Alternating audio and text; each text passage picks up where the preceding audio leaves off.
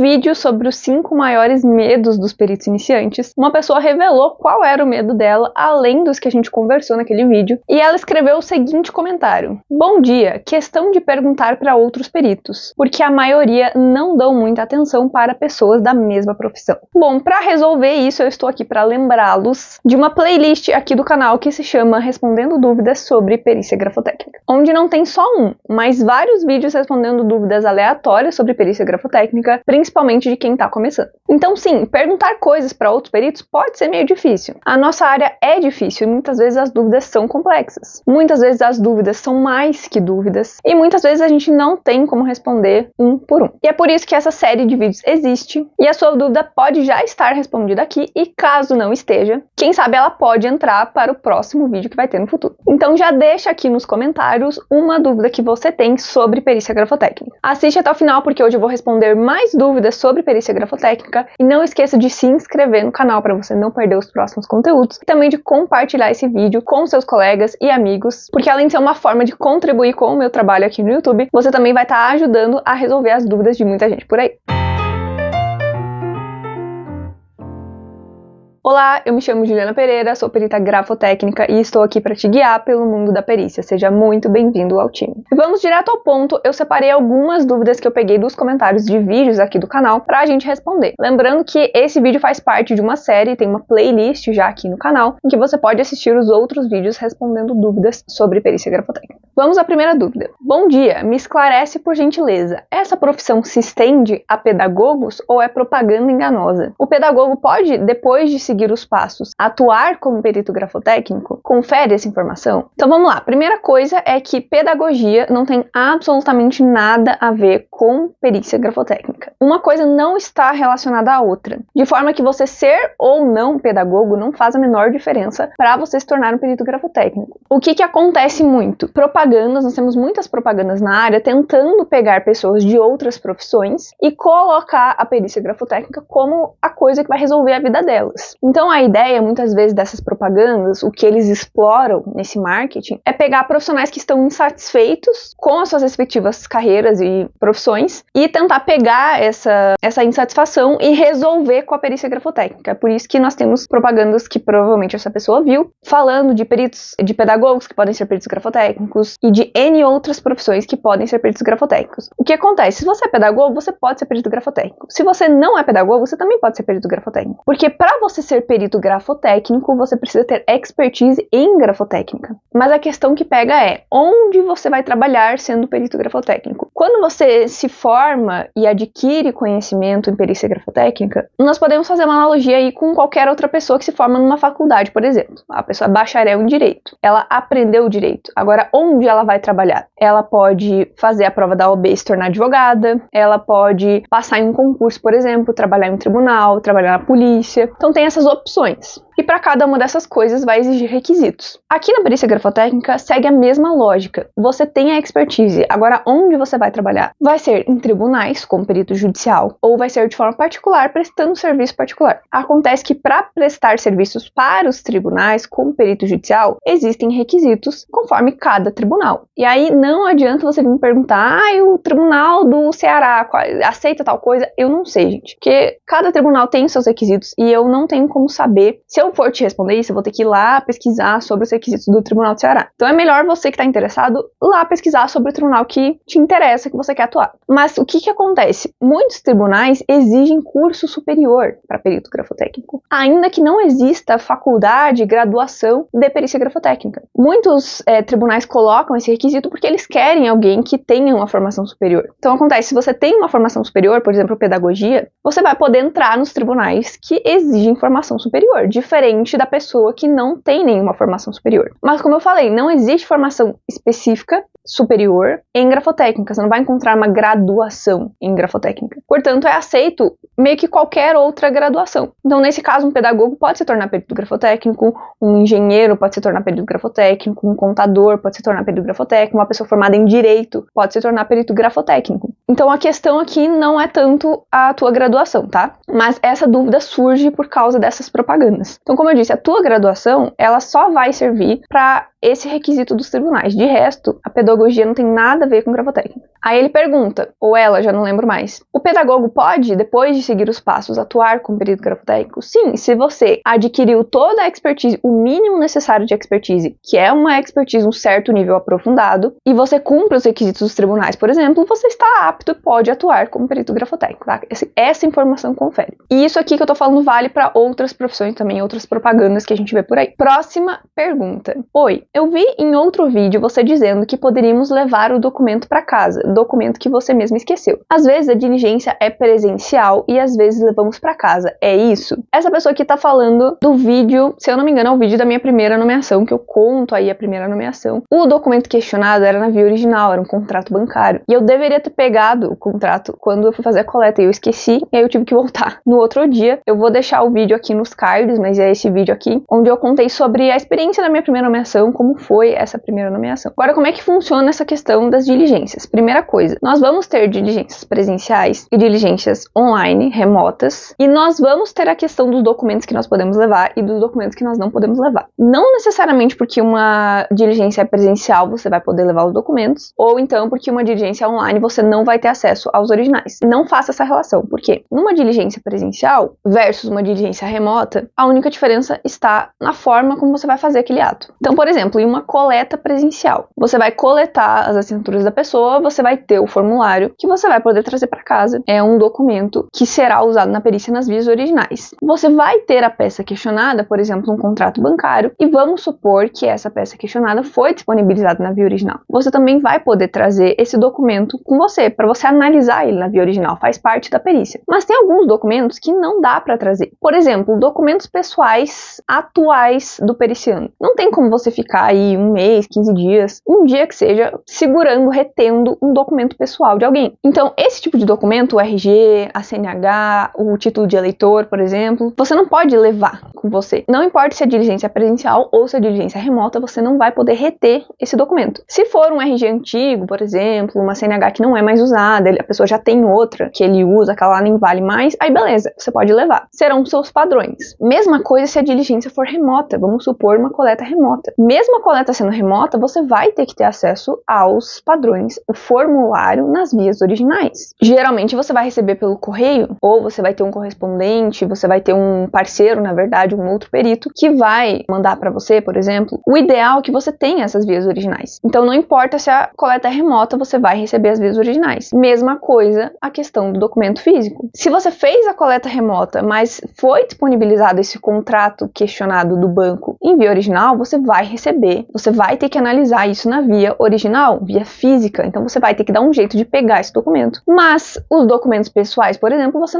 não vai levar. Independente se é uma coleta, uma diligência física ou remota. Podem existir documentos da peça questionada que você não vai poder levar, podem existir padrões que você não vai poder levar. Exemplo, uma vez eu fiz uma perícia em que o documento questionado era uma questão de um contrato de arrendamento e tinha uma carta lá de concessão e tudo mais, e essa carta ela estava em um cartório de registro de imóveis. Então ela não estava em poder da parte e a parte depositou no cartório da vara. Não vamos confundir cartório da vara com o cartório de registro de imóveis, são duas coisas diferentes. Esse documento estava no cartório de registro de imóveis e ele não podia sair de lá. Eu não poderia levar o documento nesse caso para analisar. Então eu tive que fazer uma diligência presencial, inclusive eu tive que fazer 2 diligências nesse caso, para analisar esse documento na via original. Ele não poderia sair de lá. Um outro exemplo, eu acho que esse tem vlog aqui no canal, inclusive vou deixar aqui para vocês nos cards a playlist do Daily Series que só tem vlogs e principalmente relacionados à perícia. E em um desses vlogs, se eu não estou enganada, eu falei de uma diligência que eu fui fazer no Tribunal Regional Eleitoral. E eu tive aí os 2 tipos de documento. Um dos documentos eu poderia trazer, o outro não. Eles eram documentos diferentes ali, relacionados à questão eleitoral da pessoa, mas um deles era autorizado, o outro não. Então, um deles eu tive que fazer a análise no local, presencialmente, e o outro eu pude trazer comigo para fazer a análise depois, na via física também, mas com mais calma, no meu tempo, etc.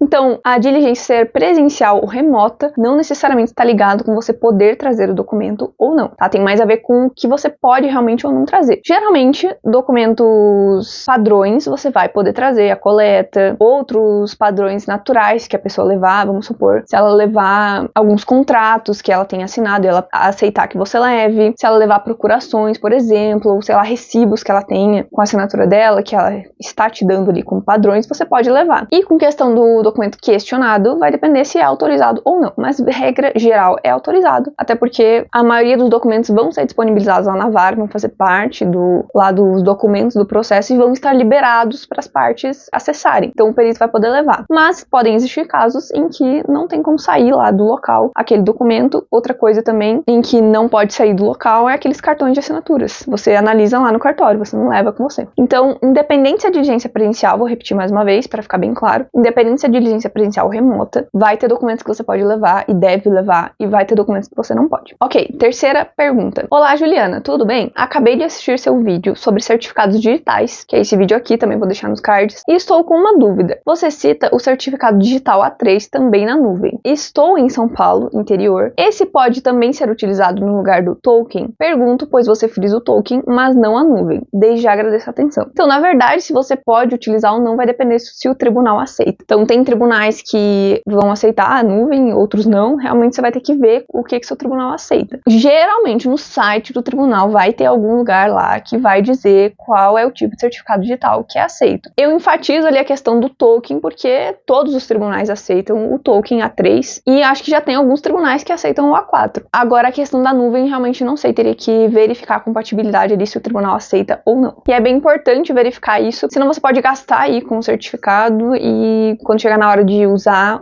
não vai dar certo ali com o sistema e você vai ter que acabar comprando o outro, ou vai ter que tentar fazer uma portabilidade ali, enfim. Então é bom você verificar no tribunal certinho antes de comprar. Próxima pergunta. Perita, como é ser membro? Eu não vou falar, eu vou deixar os membros falarem pra mim.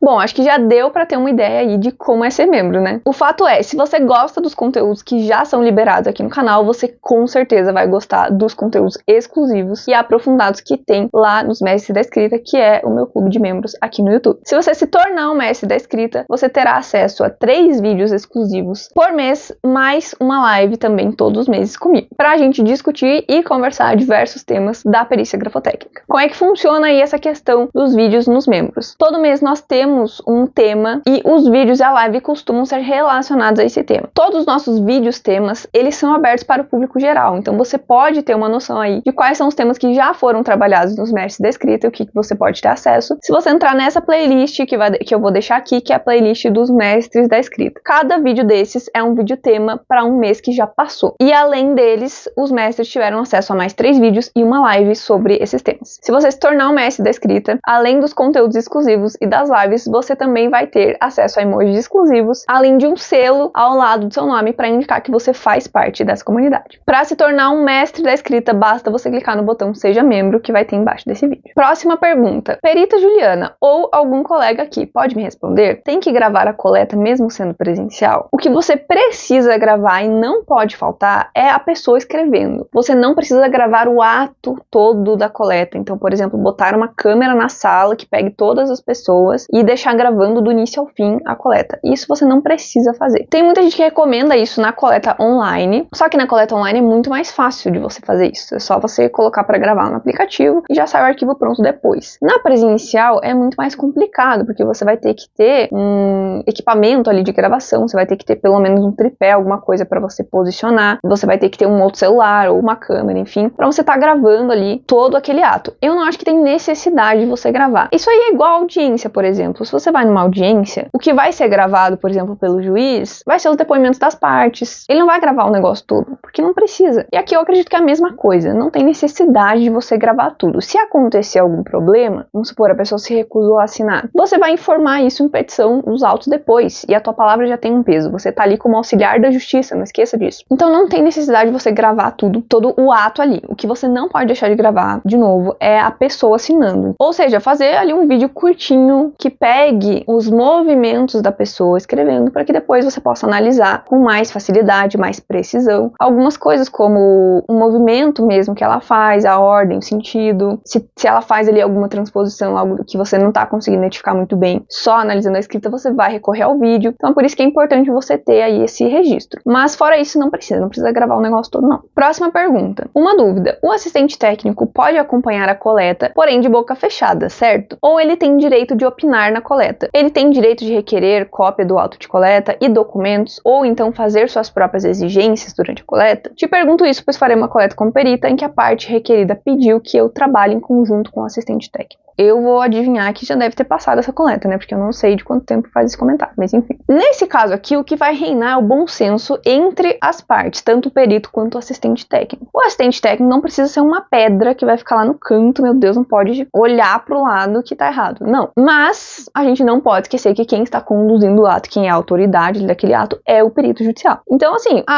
o assistente técnico pode acompanhar a coleta, mas tem que ser de boca fechada? Depende. Se o perito der ali uma abertura, que não, eu não acho que tem problema, para conversar ali, de repente, sobre alguma coisa da coleta, por que não o assistente pode solicitar alguma coisa, pode sugerir alguma coisa? Acho que sugerir seria uma palavra melhor. Pode ter essa interação ali, essa conversa mais técnica com o perito, porque, afinal de contas, os dois, o assistente e o perito, eles têm o mesmo objetivo, que é chegar na verdade usando a prova técnica. Por mais que o assistente técnico seja parcial, ele não vai ser antiético. Então, nenhum assistente que se preze vai inventar coisas para fazer a versão do cliente dele ser a certa. Então, nesse ponto, pontos técnicos, os dois peritos supostamente vão concordar em muitas coisas, tirando aí a parte de interpretação mais subjetiva, enfim. Então, por exemplo, o perito foi lá, fez toda a coleta, terminou. Você acha que, poderia ser coletado de tal forma que não foi, ou poderia ser coletado mais, o perito coletou muito pouco. Nada te impede que você, claro, com toda a educação e respeito, fale ali com o perito se não seria possível coletar mais assinaturas, ou se não seria possível coletar de tal forma. De repente o perito vai aceitar e vai fazer. E pode ser que o perito fale que não. E aí tudo bem, até porque você assistente pode, se o cliente for seu, você vai fazer a sua própria coleta. E se o cliente não for seu, você vai ter que trabalhar com a coleta do perito. Então, nesse caso, dá pra você tentar ali, principalmente se você tá vendo que o perito já não tá fazendo um trabalho, né, na coleta, você pode tentar ali, ver com ele se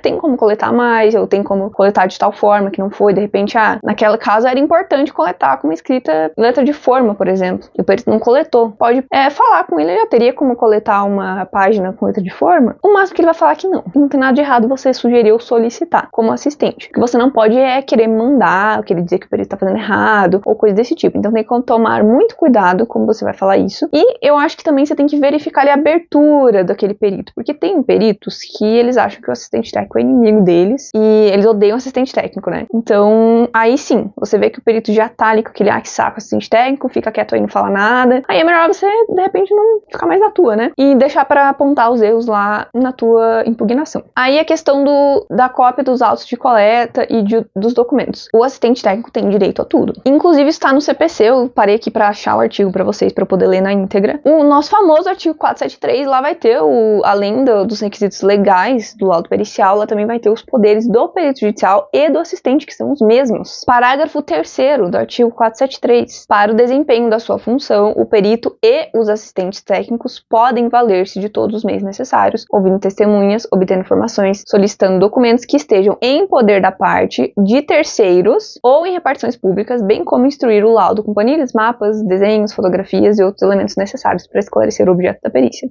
A coleta de padrões faz parte do material da perícia. Então, tecnicamente, o perito deve te dar acesso a isso. E, sinceramente, não tem por que ele não te dá, a não ser que ele esteja com medo de alguma coisa. Eu, quando tô com perito judicial, nunca peguei assistente técnico, pra ser sincera, mas se eu pegasse, eu não criaria caso em cima disso. O que eu não concordaria, e aí teria que ver aqui no teu caso, a parte pediu que eu trabalhe junto com o assistente técnico. Tem que ver como é que foi esse pedido, porque você trabalhar junto com o assistente técnico, nesse sentido de, eu vou disponibilizar pra você o material que eu coletar, eu vou disponibilizar pra você, de repente, sei lá, alguma informação que eu obtive através dos autos, ou pode até ser uma comunicação entre perito e assistente, mas a melhor coisa é pelos autos. É diferente do que eu já peguei uma vez, uma nomeação em que foi nomeado 2 assistentes e tinha um quesito que solicitava que o perito judicial fizesse uma reunião com os assistentes técnicos para delimitar qual método seria usado na perícia. Aí eu já achei demais, porque quem vai delimitar o método que vai usar sou eu. Na verdade, nem sou eu, né? É a ciência. Mas enfim, vocês entenderam. Aí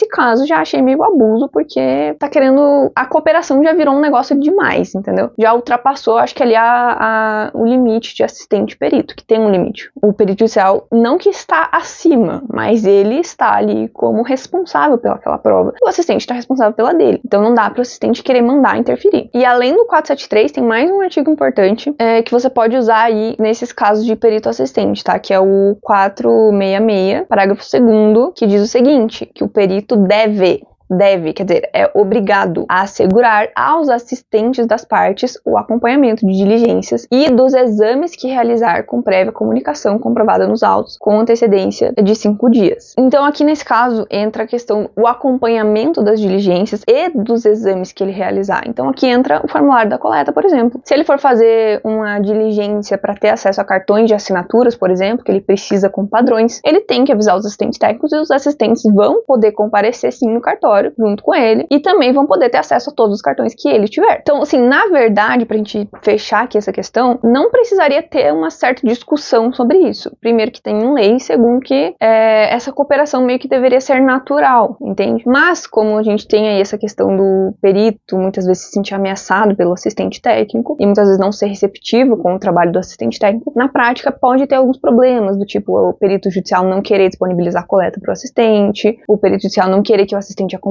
a coleta e esse tipo de coisa. Mas aí, se acontecer isso, você vai lá nos autos e informa, e embasa aí o seu pedido, informa o que aconteceu. Por exemplo, se você for barrado na coleta, é um absurdo. Se você é perito, o assistente já foi nomeado, já foi indicado nos autos e chega no dia da coleta, o perito não deixa você entrar, ele tá descumprindo aí o próprio CPC. Então, o que você faz? Você vai lá depois e informa no processo que o perito não deixou você acompanhar, que ele tá ferindo ali uma prerrogativa, vamos dizer assim, sua como assistente, e aí deixa que o juiz se manifeste. Próxima pergunta. Trabalho em casa e vou ter que passar meu endereço para os advogados enviarem os originais. Olha aí a questão do trabalho remoto. Como faço para não expor meu endereço? Se você não quiser expor seu endereço, você não vai poder receber na sua casa. Porque se você for receber na sua casa, você vai ter que compartilhar o teu endereço no processo. E aí as partes vão poder ver. Então, opções que você tem. Contratar aí um coworking que tem um serviço de endereço comercial. E aí você vai lá, eu não lembro se é esse o nome, mas acho que é endereço comercial. Você contrata o endereço deles, tá? E aí você pode usar o endereço deles, tanto para compartilhar aí, por exemplo, para os seus clientes, como até para a questão de fisco, acredito também que você pode estar utilizando o endereço, só que você tem que pagar por mês para você ter esse serviço. Em coworkings você vai ter essa possibilidade. E uma outra questão que já me falaram, e inclusive agora eu não vou lembrar qual é o vídeo, mas teve até uma pessoa que deixou um comentário ali bem explicado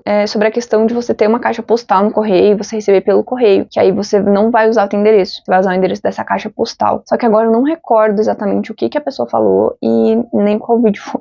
Meu Deus. Mas eu lembro que essa pessoa me contou, que ela voltou pra me contar ali nos comentários, que ela tinha olhado e pelo que eu me lembro, era tranquilo de usar, era fácil e dava certo. Então, acho interessante você ir atrás aí dessa informação sobre a caixa postal no correio, porque aí você não divulga o teu endereço, você vai divulgar o endereço dessa caixa postal. Assim chegamos ao final de todas as perguntas. A sua pergunta foi respondida aqui nesse vídeo? Deixa eu saber aqui nos comentários. Se não, corre lá na nossa playlist, que com certeza muitas dúvidas suas vão estar lá e já podem ter sido respondidas. E caso a sua dúvida ainda não tenha sido respondida, deixa ela aqui nos comentários, porque quem sabe eu posso selecionar ela para o próximo vídeo. Não esqueça de se inscrever no canal, deixar o seu like se você aprendeu algo novo nesse vídeo, ativa o sininho para você não perder os próximos conteúdos e eu te vejo no próximo vídeo.